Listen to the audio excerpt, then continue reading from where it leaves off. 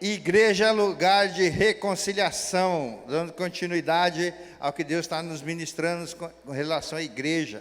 Igreja é lugar de alegria, igreja é lugar de comunhão, igreja é lugar de reconciliação.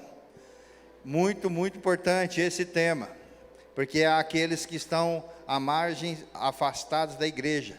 Essa forma de trazer a celebração para um horário só tem a ver com isso. Por isso que eu disse, olhe à sua volta, de quem você sente falta, ou da sua célula, ou dos grupos que você faz parte. Há pessoas que desde a pandemia não voltaram para a igreja e precisam se reconciliar, ou precisam retomar a caminhada, dar continuidade em nome de Jesus. E você vai ajudar a resgatar esses. Uma palavra de mensagem, uma mensagem de ânimo, uma palavra de ânimo, para que você se importe de verdade com aqueles que não estão vindo e perdendo de participar de um banquete sensacional, sobrenatural, maravilhoso da parte do Senhor. Ah, pastor, mas alguns que eu sei estão acompanhando pela internet. Você que está impossibilitado de estar aqui, nós compreendemos e por isso continuamos transmitindo. O pessoal que está em Natal, por exemplo, pessoas que estão na Europa, pessoas que estão pelo mundo afora, fora de Foz do Iguaçu. Agora, para você que está aqui e não deseja estar com a sua igreja, com os seus irmãos, a esses são preocupantes. Esse precisa sim de uma palavra de reconciliação, de uma palavra de ânimo. Porque assim, pastor, mas a palavra eu posso ofertar, eu posso fazer tudo. Então eu vou fazer uma proposta de nós fazermos um grande churrasco, um grande banquete, literal, picanha da melhor que você imaginar, e vamos fazer virtual. Eu participo com uma pequena equipe aqui, a gente transmite e você participa em casa, com o que você tem. Só para você entender, é a mesma coisa? É mais fácil de fazer? É até mais barato, né? Se a pessoa, eu posso participar do churrasco com o Brasil inteiro. O que eu preciso? Acesso aí online.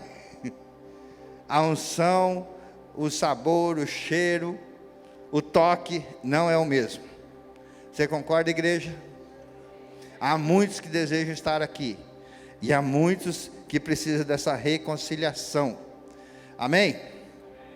Vamos ler um livro inteiro hoje, já que a igreja está animada, está todos juntos. Vamos ler um livro inteiro, de ponta a ponta, né? Abre aí a Bíblia, Salmos, capítulo 1 em diante. Brincadeira, vamos ler Filemão, capítulo 1. E ele tem apenas 25 versículos, então vamos ler todo ele. Filemão, capítulo 1, a partir do verso 1. Paulo, prisioneiro de Cristo Jesus, e o irmão Timóteo, a você, Filemão, guarda esse nome, Filemão, nosso amado cooperador, e a irmã Áfia e Arquipo, nosso companheiro de lutas, e a igreja que se reúne com vocês em sua casa. A vocês graça e paz da parte de Deus, nosso Pai, e do Senhor Jesus Cristo. Sempre dou graças a meu Deus, lembrando-me de vocês nas minhas orações, porque ouço falar da sua fé no Senhor Jesus e do seu amor por todos os santos. Oro para que a comunhão que procede da sua fé seja eficaz no pleno conhecimento de todo o bem que temos em Cristo. Seu amor me tem dado grande alegria e consolação, porque você, irmão, tem reanimado o coração dos santos. Por isso mesmo, tendo em Cristo plena liberdade para mandar que você cumpra o seu dever, prefiro fazer um apelo com base no amor. Eu, Paulo, já velho e agora também prisioneiro de Cristo Jesus, apelo em favor do meu irmão Onésimo, que gerei enquanto estava preso. Ele antes lhe era inútil, mas agora é útil, tanto para você quanto para mim. Mando-o de volta a você como se fosse meu próprio coração. Gostaria de mantê-lo comigo para que me ajudasse em seu lugar enquanto estou preso por causa do Evangelho. Mas não quis fazer nada sem a sua permissão, para que qualquer favor que você fizer seja espontâneo e não forçado. Talvez ele tenha sido separado de você por algum tempo, para que você o tivesse de volta para sempre, não mais como escravo, mas acima de escravo, como irmão amado.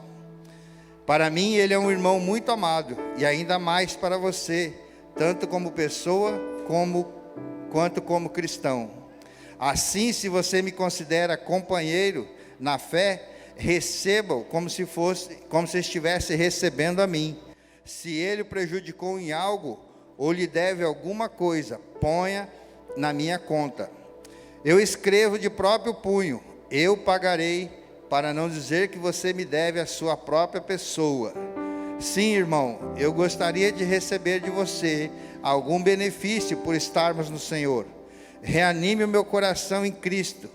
Escrevo-lhe certo de que você me obedecerá, sabendo que fará ainda mais do que peço. Além disso, prepare-me um aposento, porque graças às suas orações, espero poder ser restituído a vocês.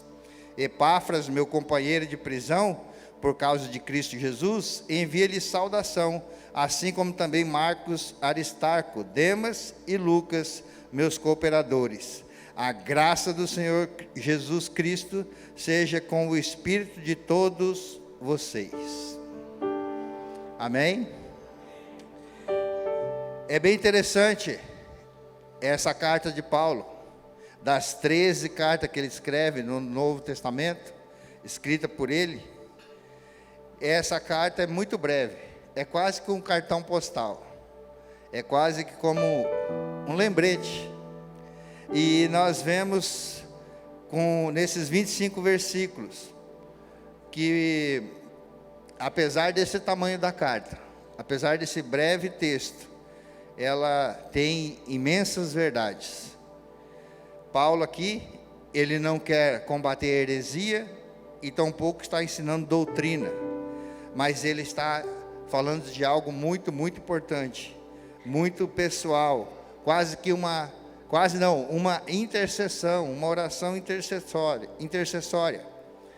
Paulo escreve para restaurar um relacionamento. Então, falar de reconciliação, a igreja deve ser o lugar de reconciliação. Sem falar desse texto é quase impossível. Ela apela para o dono do escravo, Filemão, para que ele acolha o escravo fugitivo, o Onésimo. Esse foi o fugitivo, e ele havia se convertido. Por isso essa carta é tão importante.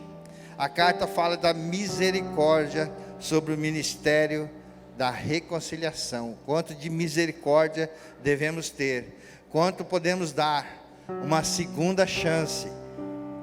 É Deus que dá essa graça. Por isso essa pequena carta fala de graça, fala de igualdade em Cristo, fala do poder do Evangelho, que transcende as esferas, vamos colocar assim, ou as fronteiras sociais. Ela transformou um escravo em um discípulo, um escravo em um amigo, um escravo e seu senhor em irmãos em Cristo. Esse é o poder do Evangelho.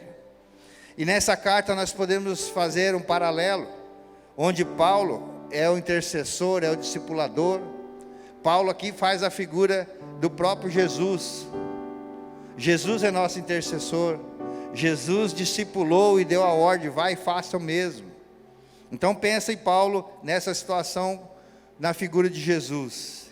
Filemão é o senhor que foi ofendido, é o dono do escravo, que levou prejuízo. Um escravo que não estava contente com aquilo que recebia, com o seu trabalho, e provavelmente ele roubou algumas coisas da casa do seu senhor. Mas só o fato dele ter fugido já era um prejuízo para Filemão. Então a figura do Filemão pensa no próprio Deus Pai, pensa no coração de Deus, onde aqueles que ele criou, que ele deu vida, que ele soprou vida, não suportaram, não quiseram estar com ele. e fugiram da sua presença. E esse aqui é o Filemão. Então Paulo na figura de Jesus, Filemão na figura do nosso Deus. E aí entra o escravo fugitivo, o Onésimo, que recebe essa carta de alguém muito importante, uma carta de alforria, uma carta de liberdade. Ele era alguém algemado, alguém endividado, né? Se fosse nos nossos dias, cheio de boleto, como a gente fala. Ele estava endividado. Esse escravo fugitivo, esse Onésimo, em que a Bíblia fala que ele era inútil até conhecer a palavra da verdade. E aliás, o próprio nome Onésimo, que vem do grego, significa útil. Então o seu senhor tinha um valor sobre ele. Eles colocavam o nome nos escravos. E aqui, queridos, esse escravo pensa em mim, pensa em você. Esse Onésimo somos nós. Filemão é uma palavra também, um nome de origem grega. Filemão significa amante, aquele que ama, o que beija, aquele que tem amor. Isso é o que significa Filemão. É por isso que ele representa Deus. É o que ama, é o que abraça, é o que beija, é o pai que está no portão esperando os filhos, seja ele pródigo ou não. Paulo ministrou por toda a Ásia, e aí esse escravo foge. Ele foge da cidade de Colossos e vai para Roma. Ele foge de Colossos e vai para Roma. Ele sai da cidade um pouco menor e vai para a cidade grande na intenção de se misturar, na intenção de não chamar a atenção. Sabe, as nossas cidades hoje, quanto maior, mais pessoas solitárias nós conhecemos. Não é verdade? Você pensa numa multidão e as pessoas estão se sentindo sozinhas, síndromes de pânico, medo de tantas coisas, porque há muita gente, mas estão sozinhos. A palavra diz que amigos mais chegados que irmãos,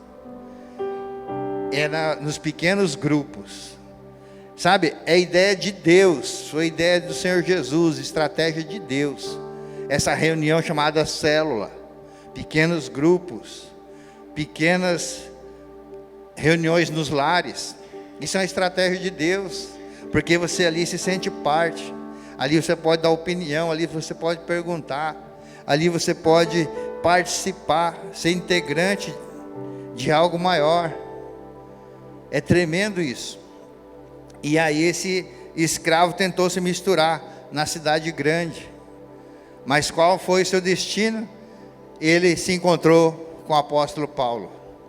Ele se encontrou com Paulo, e Paulo falou da fé em Jesus, e não se preocupou em mandar ele de volta imediatamente. O que ele faz com o Onésimo? Ele entra num período de discipulado com o próprio apóstolo Paulo.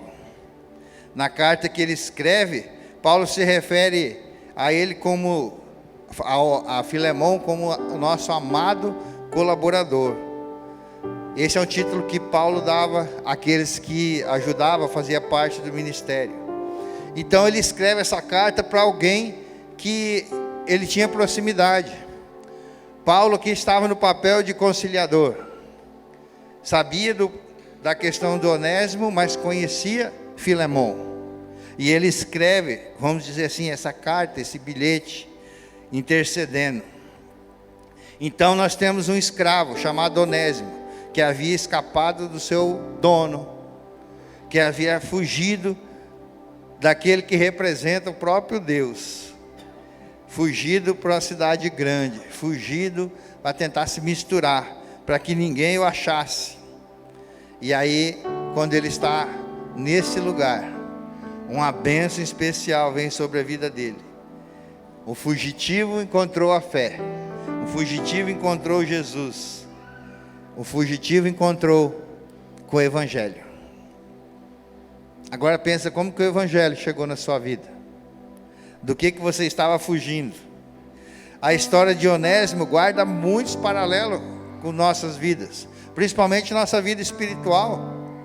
Porque de repente você já caminha algum tempo com Cristo, e você sabe que tem um chamado e que precisa responder Ele, e está esperando nem sabe o que, mas está esperando algo especial, para que você entenda, para que se mova.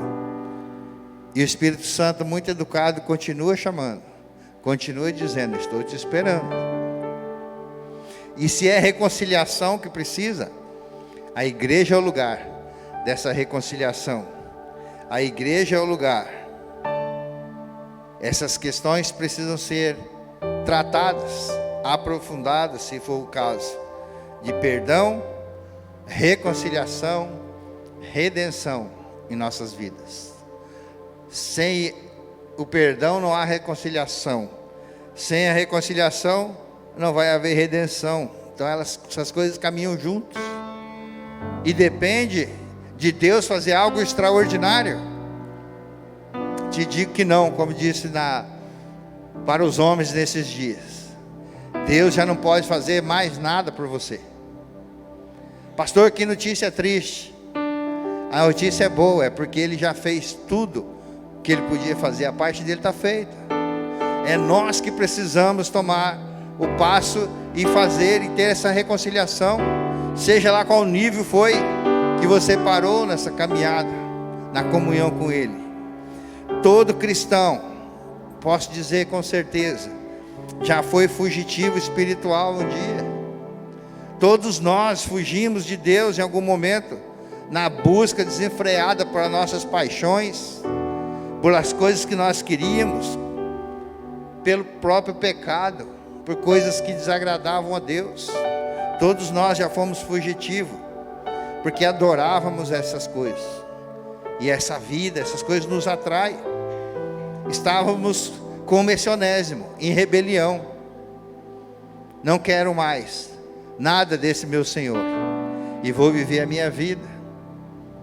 E paralelo a isso, aqui esse escravo dá um prejuízo a Filemão. Onésimo dá um prejuízo a Filemão.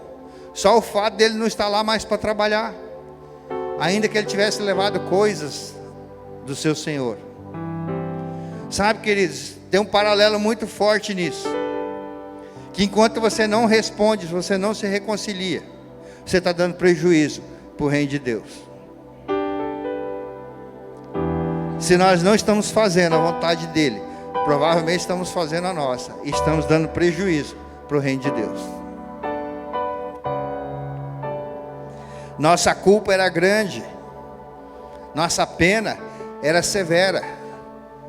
A palavra diz: o salário do pecado é a morte. Morte e separação, morte física, morte emocional, morte espiritual, separação do Criador. Essa é a pena para os que fogem.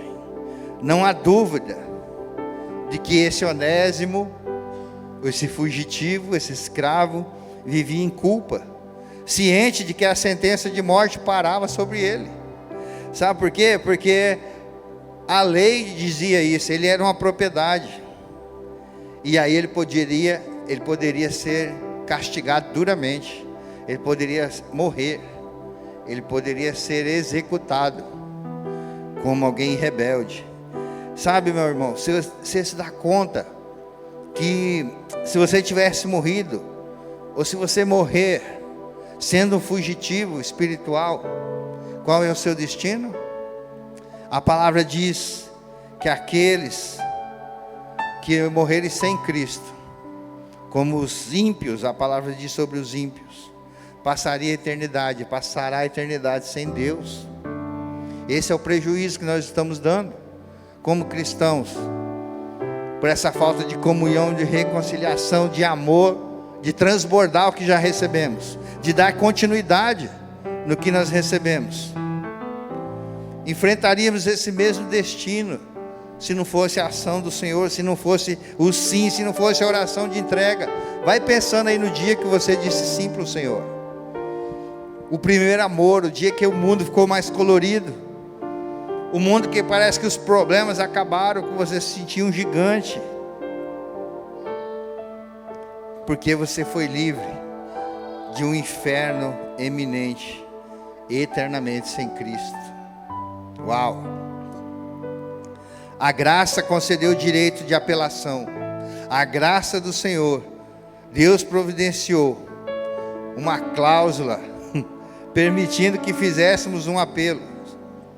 Nos dias de Onésimo, o direito romano determinava que ele fosse morto, ou que algum parente do dono fosse o seu advogado, que alguém intercedesse, falava, vamos tentar reconciliar.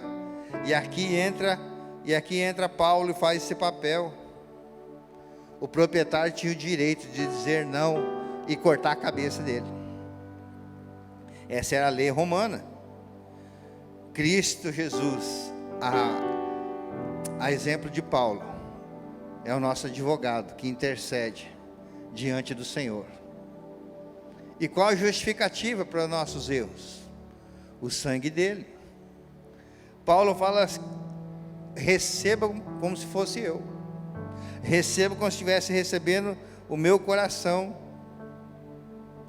A mesma coisa que Cristo falou para o Pai, quando foi pregado na cruz. Ele diz assim, eles fizeram coisas erradas. Jesus falou, eles fizeram coisas terríveis. Estavam fazendo diante dele. E você lembra o que ele diz? Meu pai, perdoe-os, porque eles não sabem o que estão fazendo. Eles não sabem o que fazem. Eles não têm noção do perigo que estão correndo. Mas, como eu estou me entregando, cobre de mim. Foi isso que Paulo falou. Meu amigo, recebe ele como irmão. Se ele está devendo, manda a conta. Estou escrevendo de próprio punho, você não vai ter prejuízo.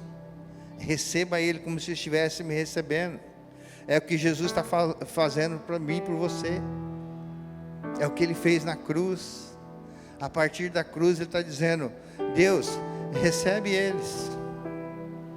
Eles fugiram, eles pecaram, eles deram tanto prejuízo,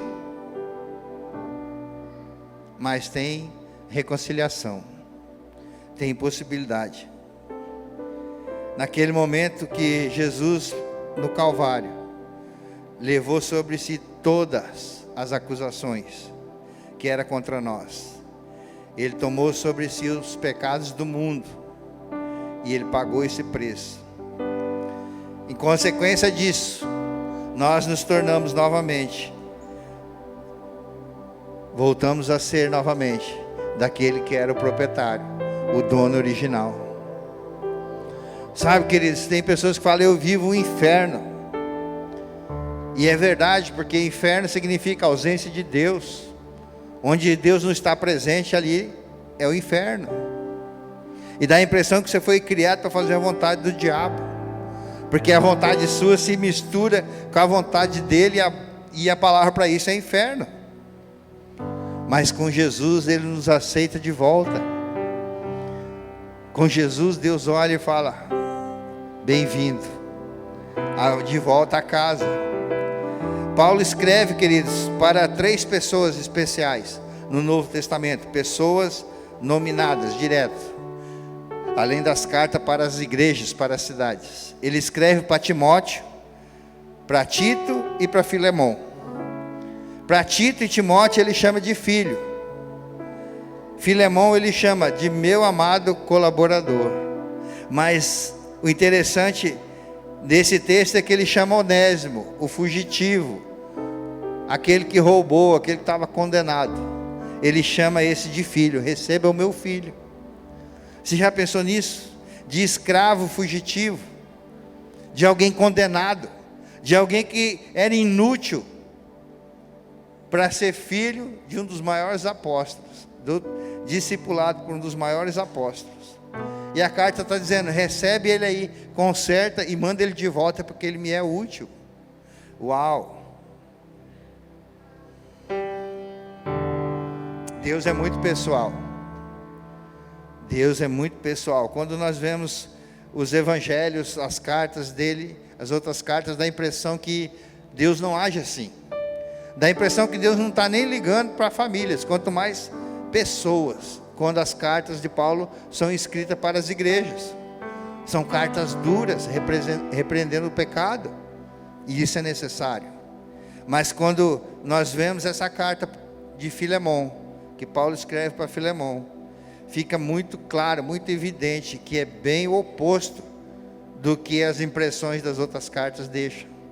Deus está interessado nos mínimos detalhes.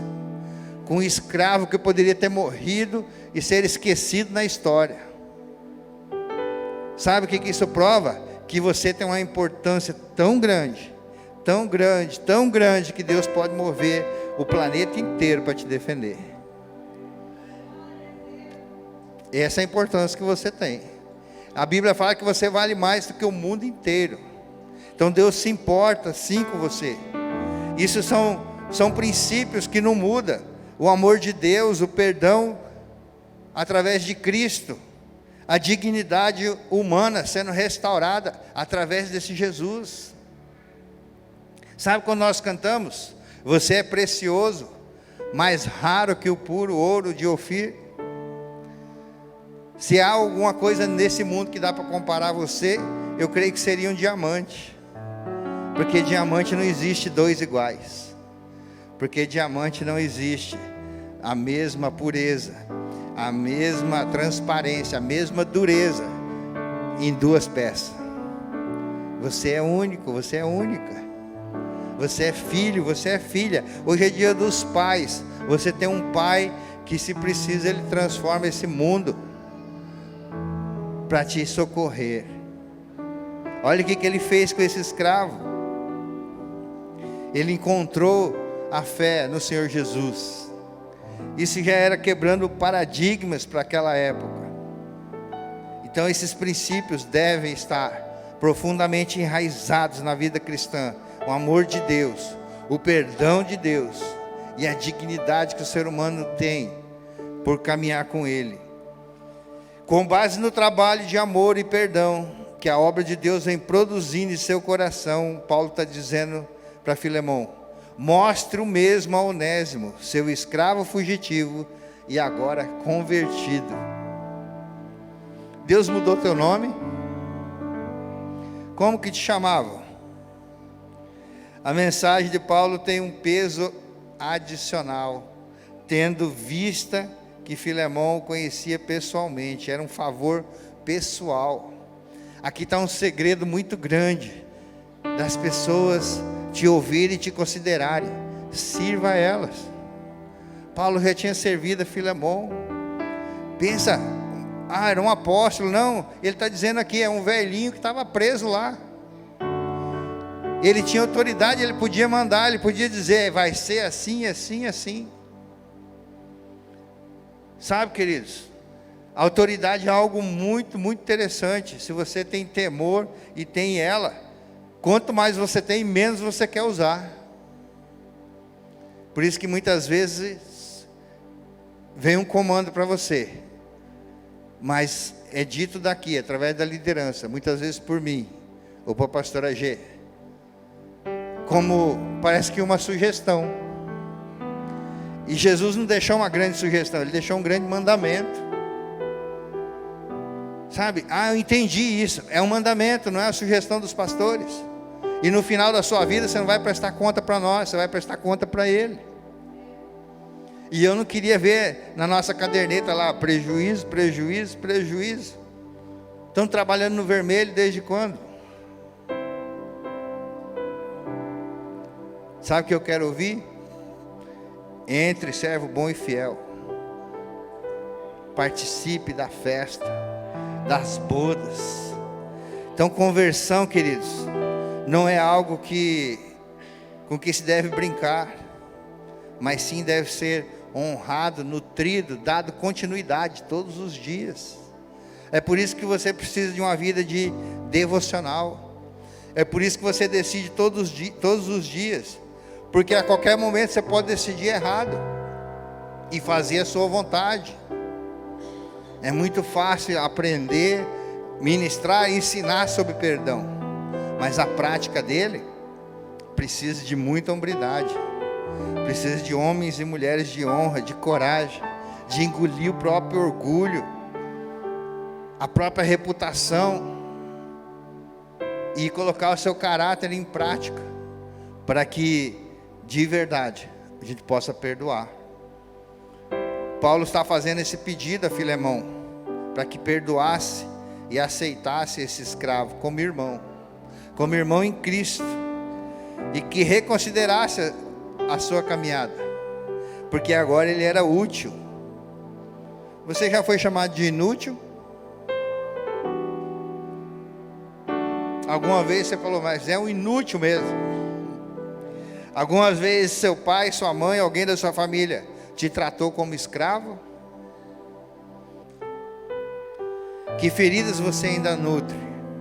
Ou você ainda carrega no seu coração por causa do tempo de escravidão, do tempo de fuga?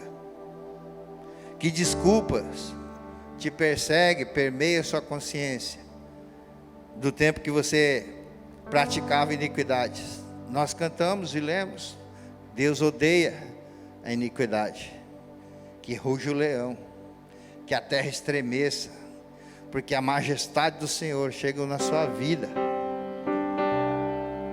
e Ele odeia a iniquidade. E aí, peraí, então Deus me odeia? Ele não te odeia, Ele odeia às vezes aquilo que nós fazemos, que é pecado, que é contra os seus princípios. Mas provavelmente você já encontrou Paulo na sua vida, e se não encontrou, hoje você vai ter oportunidade, em nome de Jesus.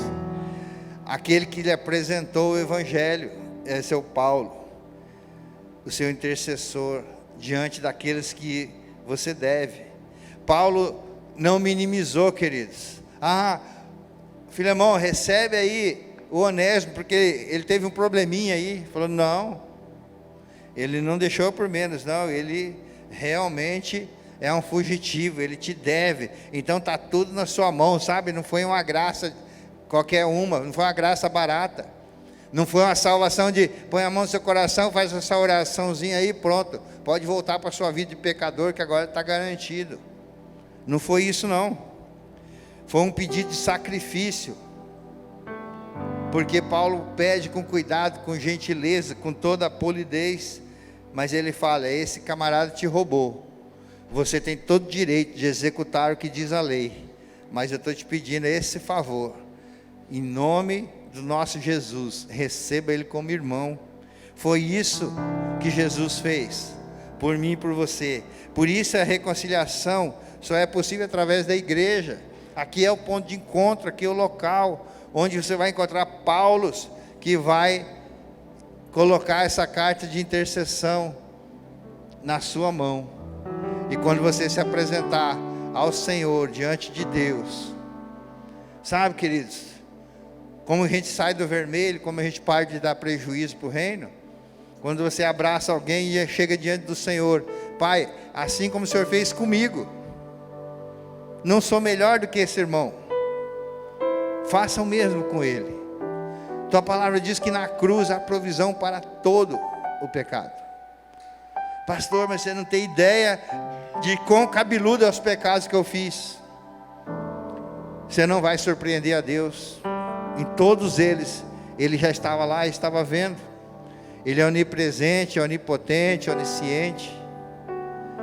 E Ele, quando a palavra diz todos, é porque todos foram pagos. Talvez você precise de um Filemão na sua vida, para te ajudar, a te levar a ser perdoado. Somente um Filemão, que conhece o verdadeiro Pai, pode entender suas razões e te levar para mostrar que você pode ser útil diante de Deus, para o propósito de Deus.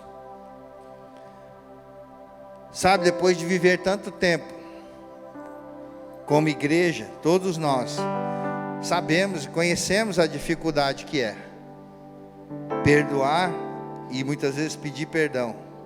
O perdão não vem fácil, precisa de coragem, precisa de ousadia, precisa que o Espírito Santo te convença do pecado, da justiça, do juízo, dos caminhos que nós fizemos mesmo como cristãos. Nós fechamos alguns ciclos como igreja, Estamos em tempos novos de avançar, de cuidar uns dos outros, de um tempo de comunhão extraordinário, o ano do sobrenatural. Alguns meses já se passaram, mas Deus não muda e Ele não recolhe sua palavra até que aconteça na minha, na sua vida. Mas precisa de disposição, precisa perdoar, precisa entender e aceitar e tomar posse dessa obra do Senhor Jesus feito na cruz. Quando nós não perdoamos, quando nós não queremos essa reconciliação, a amargura vai se enraizando. E aí, a amargura é algo que não tem solução se não for em Cristo. Você já fez uma limonada com um limão que passou da época, passou do tempo? Não tem açúcar que reforme aquilo. É melhor jogar tudo fora e procurar um limão novo. Não é assim? Mel não adoça, açúcar não adoça. A amargura faz isso se nós não perdoamos. Você perde a vitalidade, você perde o ânimo, vai te sufocando.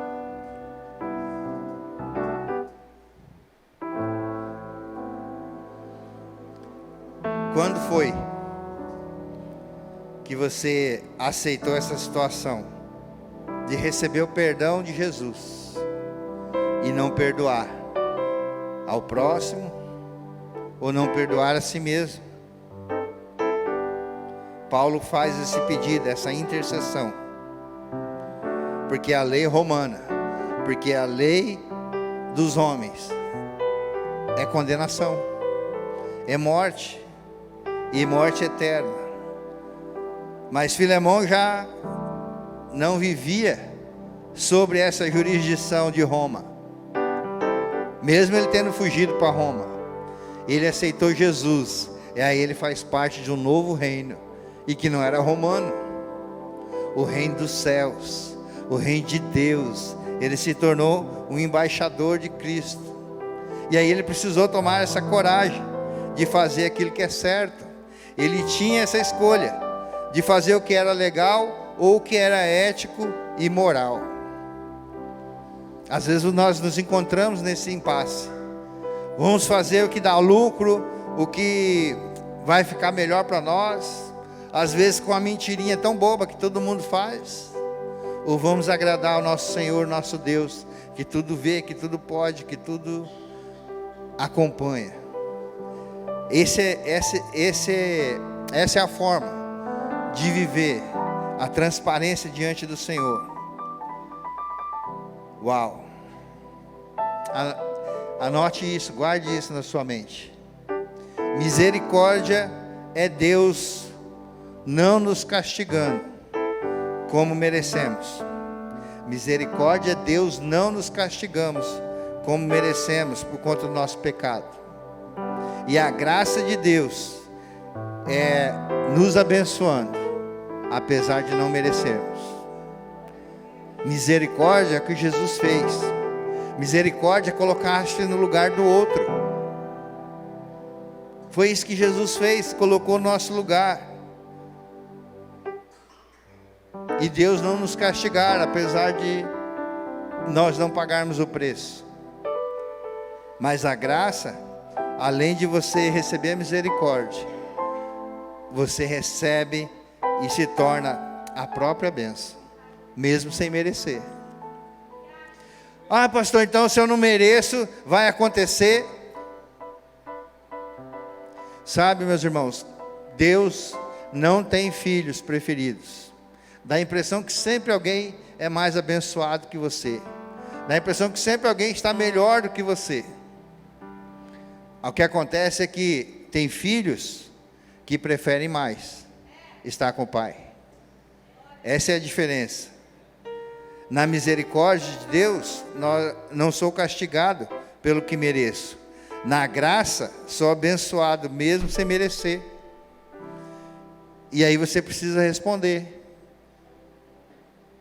Se você hoje está vivendo como Onésimo, pastor, eu já aceitei Jesus, já tenho caminhado. A pergunta é, você continua fugindo de alguma coisa? fugindo do chamado, fugindo da santidade, fugindo daquilo que são princípios que você sabe que quebrou e tenta se esconder. O que eu tenho para falar para você, igreja: Deus tem jeito para todas. Deus tem jeito para todas as suas quedas. Deus tem jeito para todas as suas quedas. Glória a Deus, amém? Ele só não tem jeito para as suas desculpas. Para as quedas é arrependimento, e nele tem solução. Agora, para as desculpas não tem jeito. Onésimo podia falar: não, mas é que aquela casa, podia falar todos os defeitos, por isso que eu fugi. Me tratava como escravo. Peraí, mas você era escravo. Mas me maltratava, por isso que eu fugi. Eu achei que ia morrer. A morte longe de Deus talvez seja pior que o ser humano pode sofrer. Talvez, como Onésimo, você tenha fugido por qualquer razões dessas, ou o que o Espírito Santo tem colocado no seu coração. Talvez você chegou num lugar de um impasse, e que parece que não vai nem para a direita, nem para a esquerda, nem para frente. Falta força, porque você já não sabe mais o que fazer. Talvez você tenha começado a perceber que não adianta correr. Que não adianta correr. Sabe, no meio dos empresários, no meio dos trabalhadores, às vezes a gente pergunta: como é que está? Ah, estamos na correria. Estamos correndo, né, atrás da bênção. Tem que balançar a roseira, tem que se mexer. Você já pensou em parar e esperar esse negócio dar a volta? Porque o mundo é redondo. A palavra de Deus diz que as bênçãos do Senhor te alcançarão.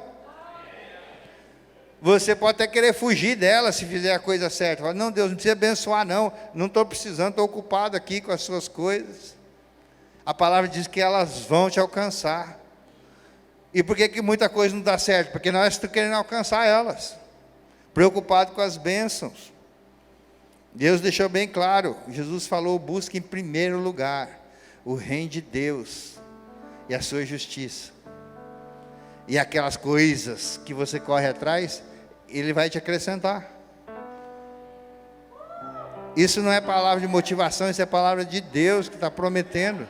Ah, pastor, mas eu não sei se eu espero não, hein? Sabe? Esperar tem a ver com fé. E esperar não é cruzar os braços e não fazer nada. Esperar é continuar fazendo a sua parte, crendo que o Senhor vai abrir, que o mar vai se abrir, que as coisas vão melhorar, que o deserto vai passar. Amém? E você vai parar de dar prejuízo, vai começar a dar lucro nesse reino. Mas nossa primeira necessidade é o perdão de Deus. Precisamos parar, dar meia volta, entrar pelo caminho. Aqui está um caminho, nós usamos de decoração. Assim como Onésimo saiu de Colossos e veio para Roma, ele também depois teve que sair de Roma e se consertar em Colossos, e se consertar com Deus. É um caminho de mão dupla. A palavra diz que Jesus é o caminho, a verdade e a vida. Isso é verdade. Ele é o caminho, Ele é o caminho, Ele é a verdade, Ele é a vida. Ninguém vem para o Pai senão através dele. Jesus vai fazer, como bom advogado, a apelação do seu caso. Nenhum caso que ele levou diante do juiz ele perdeu, porque na hora de pagar as custas, o sangue dele está lá. Uau!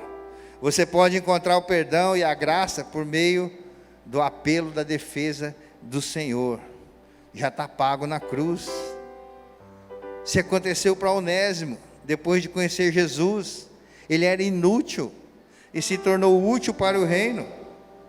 Não mais escravo do medo, como dizemos, não mais fugitivo, mas um agente de reconciliação na igreja e para a igreja. Um servo bom, um servo fiel. Sabe qual que é o final de Onésimo? O texto não fala, não narra. Mas a história contemporânea diz que, assim como os apóstolos, ele entregou sua vida pelo Evangelho. Então, de repente, o seu medo é esse. Mas e a minha vida? Qual o sentido da nossa vida, se não for para estar no centro da vontade de Deus? Será que vale a pena? Será que vale a pena ser uma igreja com o modelo e as influências lá do mundo, onde as coisas precisam ser atualizadas para que eu me sinta bem, me sinta melhor? A igreja não é o lugar de chegada, não é o destino da nossa chegada, e sim o ponto de partida. Aqui você está vendo escrito nas paredes, foram definições que os homens de honra dessa casa disseram quando perguntados sobre o que significa um homem de honra, o que significa hombridade para você. E aí está a resposta, na ponta da língua. Agora, esses que responderam, e eu conheço a grande maioria, posso dizer, falar, legal, ele sabe. Se saber já é um grande passo. Mas o grande desafio dessa palavra, queridos, de tudo que você recebeu, de tudo que você já sabe e entende do nosso Deus, não é apenas saber, mas colocar em prática. Colocar em prática, ter ação, ter a determinação. Vou pedir para que você se coloque de pé. Eu quero orar com você.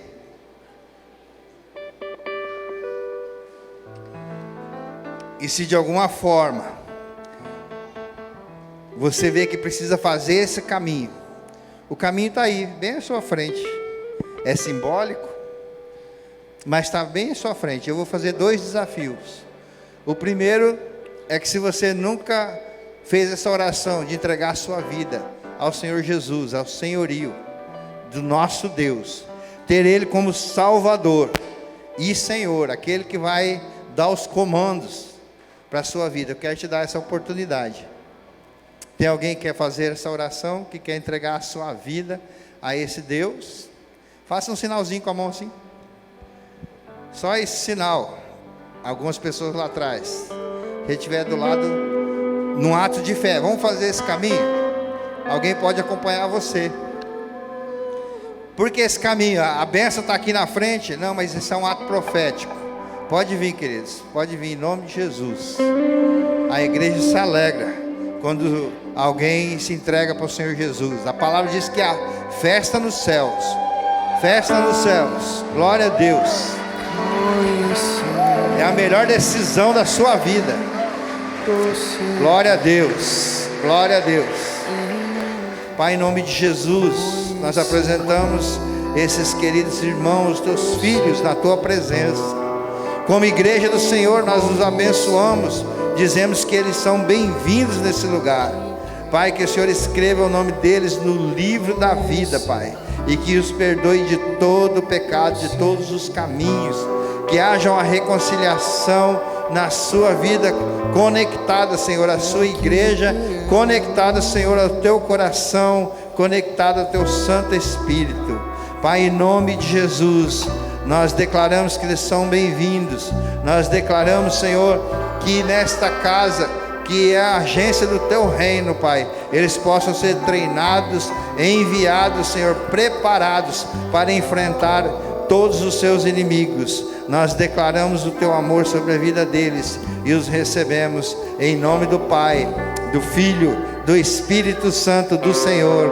Que você, junto com a igreja, concorda e diga amém, amém, amém. Glória a Deus. Deus abençoe sua vida.